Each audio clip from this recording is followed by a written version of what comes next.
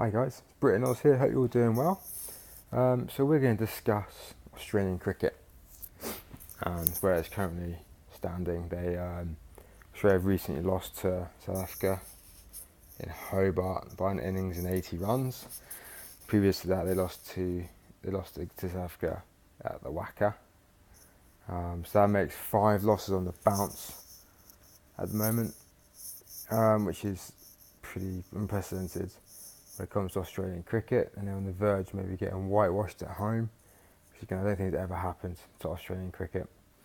So it's some pretty dire times. Looking at the previous games, you've got Usman Khawaja has put up a fight, Smith has put up a fight, Warner's put up a bit of a fight. And they're the only batsmen they kind of have for Australia.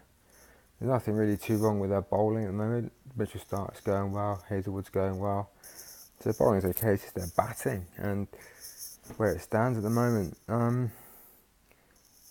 Australia are the quintessential flat track bullies. When it suits them and the wicket's flat, they go after you and they'll score lots of runs. The moment it gets difficult for them and the ball starts to move laterally a bit, they really struggle. You'd think back to when they played England at Trent Bridge, and I think England got them all out for 60 in the first innings, and everyone was saying, all the Australians saying, "Oh, the pitch has been doctored to suit England's bowlers," and this is England conditions, aren't they? And then the same kind of conditions in Hobart, like this week, they just can't play those conditions. They can't. As soon as it starts getting a bit difficult, they can't play it.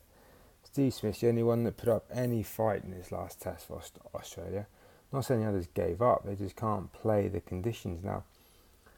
We'll have a look through maybe some of the problems and players they're selecting and maybe options of maybe some other players that they select. It mainly centres around their middle order and who they've selected and who they're sticking with. And the big one that sticks out to me is Voges. I've never been a fan of him. I've never really rated him. He is a flat track bully. Yeah, he averages 60 something in Test match cricket, but look who he's played and the sort of conditions that he's played in. And whenever it gets tough, he's gotten out, basically. And yet they stick by him. He's 37 years old, and they stick by him. They brought in Callum Ferguson to middle order for Hobart. He's 31 years old. Is that the way you want to go? England, who are touring injured at the moment, have just picked a 19-year-old opener, and he scored 80 something in his second innings, and they'll give him a crack and they'll let him have a go and they'll bat for as long as he does a bit of a job. And he's obviously not going to perform in a couple of innings, but England aren't just going to drop him like that. Australia have got some good young batsmen coming through. They're just not picking them. Cameron Bancroft springs to mind. He's a good batsman. I think he's 24. These guys aren't being given a go. They're picking the older batsmen in the hope of instant results, and they're not thinking about the long term success of a team and building a team for the long term. So maybe some other alternatives if they don't want to maybe go that young. They've got Glenn Maxwell, all rounder, just spinner, but that's okay. He's been there and done it in first class cricket. He's only played 3 test matches. And he's a good bowler as well. Excellent fielder. But then he raises the question of, Australia are lacking a bit of staying power in their middle order. And is a crash bang sort of player the kind of guy they want in that middle order at the moment? Probably not. If they were scoring lots and lots of runs in their top order, their top 4 were scoring lots of runs and playing time, then yeah, maybe you could say, well, we include Glenn Maxwell because he'll get us a quick fire 50 or 60, 70, whatever it is in those situations that it's needed. At the moment, he's probably not in with much of a shout because Australia needs someone who's going to play for time in that kind of position. You've got George Bailey. He's been solid for one day cricket in Australia. He's played 5 tests and he can play time. He can switch on and play the quick run scoring role if needed, and he can also play time and bat sensibly. The downside is he's 34 years old, so if you pick him, how long is he going to be in the team for? It's reverting back to this instant results policy that Australian cricket seem to have at the moment. Looking at maybe a top order as well, David Warner, he's obviously going to be there. He's going to be there for a long time. He's playing very well. He had a bit of a hiccup maybe in Hobart, but he scored some good runs in Perth. They chose Joe Burns. He's he only played a couple of games, but he's been a bit found out. So I think Australia might be lacking in their opening partner for Warner. It's not easy. It's not easy to try and find an opening batsman, especially an established one. So that hunt will continue. I think Bancroft can actually open the batting as well. There's a young layman who can play in the middle order.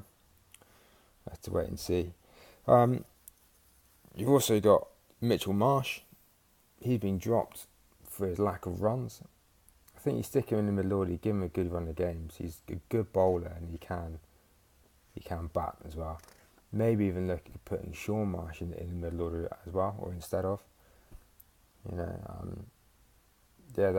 He's got good staying power and he's used to opening the batting, so put him in the middle order. It might do him some good. Let's have a look at the recent history of Australia's Test results and see where they're currently at as a team.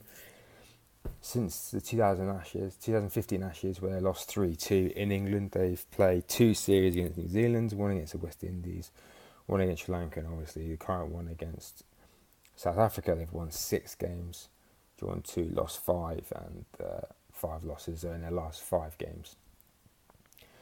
And they have been big losses as well. They're not even close. Their closest loss was by 106 runs in one of the Sri Lanka games.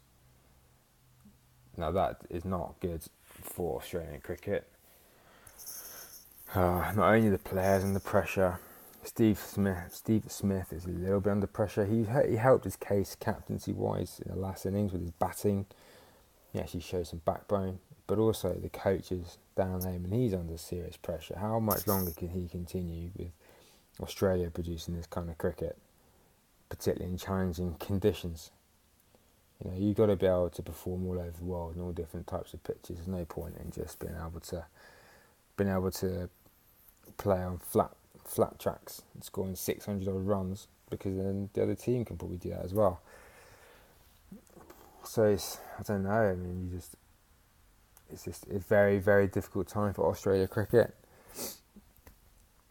They've got one more game against South Africa. One more game of the Test series coming up. The way it's going, South Africa are going to win it. They're going to win it, simple as. Not that South Africa at the moment are a truly outstanding team, because they're not. They've got some good individual players. Amley's sort of a bit hit and miss at the moment. Dupini, all those kind of guys. The bowling attack is going okay. Sean Abbott bowled well in Hobart. They've got Ronan Philander.